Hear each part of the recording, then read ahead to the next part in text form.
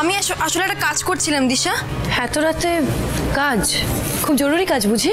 আসল কাজটা হয়ে গেছে, এবার একটা ঠিকঠাক অজুহাত দিয়ে কেটে পড়তে হবে। না না দিশা, তেমন কিছু ইম্পর্টেন্ট নয়। অ্যাকচুয়ালি কি বলতো, আমার না ঘুম পাচ্ছিল না, আর বারান্দায় দাঁড়িয়েছিলাম, হঠাৎ দেখলাম গেটের সিকিউরিটি নেই। তো আমি ভাবলাম একবার সিসি ক্যামেরাটা চেক করে গিয়ে সব কিছু ঠিকঠাক আছে কিনা। আমার মনে হয় ও ফাঁকে দিয়ে চলে যায়নি তো গো। ও তো কি দেখলে?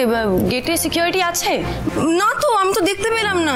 দাঁড়াও, আমি কাল সকালেই ওর সাথে কথা বলবো, ওর এই ফাঁকে দেওয়া না আমি বের করবো। ওজনটা এবার ঘুম পাচ্ছে এবার, বুঝলে তো। আমি আসি, হ্যাঁ, গুড নাইট। হ্যাঁ, কিন্তু আচ্ছা কিছুক্ষণ আগে ওপর থেকে গেটের কাছে অন্ধকারে কাউকে একটা দেখতে পেলাম।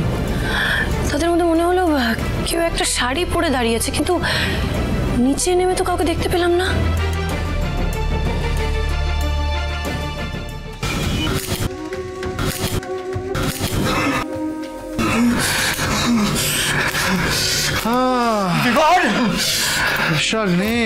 খুব বাড়ির কথা মনে পড়ছে না তোর? এবার এমন ব্যবস্থা করেছি যাতে আর কিছুই মনে পড়বে না, দেখবি। দি না। না বিমান, না বিমান। হ্যাঁ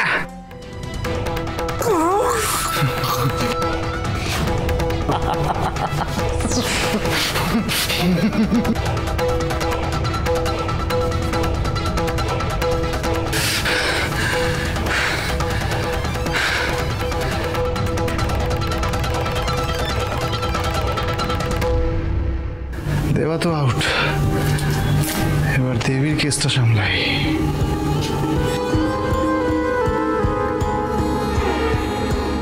তুমি যেমন বিভানের হেফাজতে ছিলে এতদিন, সেরকমটাই থাকবে।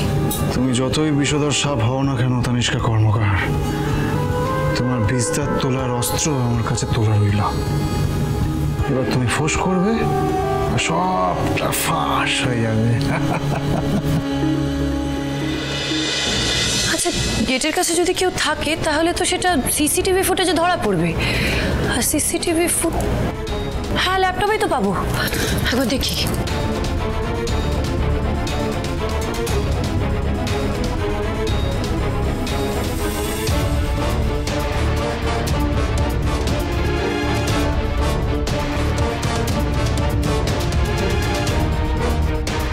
এখানে তো কেউ নেই। এতটা ভুল দেখলাম আমি?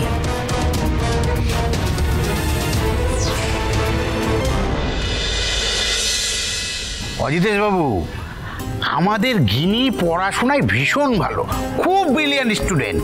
মানে নিজের মেয়ে বলে গর্ব করে বলছি না, আপনি গোটা দেশে ওর মতো ভালো স্টুডেন্ট পাবেন না।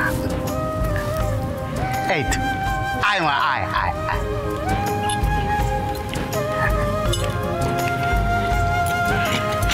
নমস্কার করো, নমস্কার করো।